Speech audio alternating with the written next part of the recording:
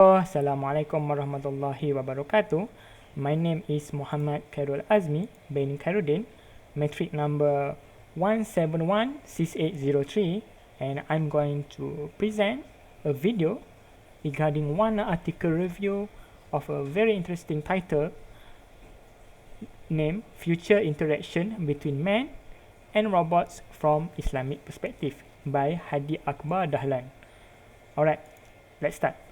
First and foremost, regarding the AI, which is artificial intelligence, is a currently evolving invention and technology that is capable of demonstrating intelligence that can rival or may surpass the human intellect.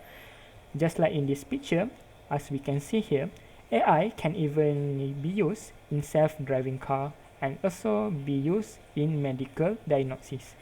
Regarding this point, we can see how AI can be used to benefit humankind. However, today these AI are becoming more and more humanized due to the efforts of human inventors, and this can be shown in today's technology and even in the work of science fiction. As we can see here, AI robot might even have the same human rights as a person in the future. It might be not in the 1 or 2 decades later, but personally, I think it will be possible in 1 or 2 centuries later. Why? Why does this happen?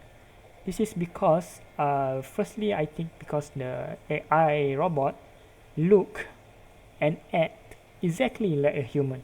Just like in this picture that I shown you guys, this is a screenshot from a game named Detroit Become Human. This is about how a society might be in the future where the android or the AI robot coexistence with the human.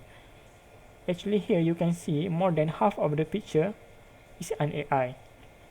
Alright, this one might look a bit obvious because of the blue circle, but most of the characters are actually AI, but the human doesn't consider them as AI in this game. And next, my next point is how the AI robot can be a family companion. And lastly, because of this, human might need them as a life support. Maybe as for example, a father just lost his one and only wife and daughter, so he buy an AI robot and create a bit of the character and make the robot look exactly like his daughter in order to cope with his depression. This is one of the example. Okay, next, one of the point that is interesting that is pointed out by Hadi Akbar is how can robot ever be a human or considered be as a person in Islam? The answer is, to be short, no, because they have no soul. Unlike a human, which we are born for our mom and dad, we were given a soul by Allah. However, the AI robot doesn't have soul. Even if they die, they will not be judged in the hereafter. That is from the Islamic perspective. So, in the future, what does the Muslim do when the robot AI and the human already coexistence themselves, and at this point of time, the robot even have the human rights as a human? So regarding this point, I like to point out one of the interesting point by the author regarding about how we should maintain the status quo between the two entities, which is we only accept them as human-like, but we cannot consider them as a human. We respect them as a robot, we say nice things to them, and when we work with them, we also be just and do justice with them. Okay, next, I want to disagree with one of the author's point regarding the use of companion robot. So to be short, the author actually strongly believe that the use of companion robot as a Muslim is equal to hedonistic lifestyle, because that person does not embrace the sanctity of life given by Allah. So to be short, it's about how if we use the companion robot, it's the same as we doesn't accept the or be redha with the life that is given by Allah. At this point, I think it's a bit too much of a stretch and a rigid point of view, because I think maybe not to be used exactly as a companion robot, but they can be used to helpfully benefit a person if we use them in our house. As for example, robot can be repaired and recovered. They can even be used 24/7, which means that the robot doesn't need any sleep, and they might even be cheaper than a human made, which means that the parent that go to work, they can hire the AI robot to take care of their children.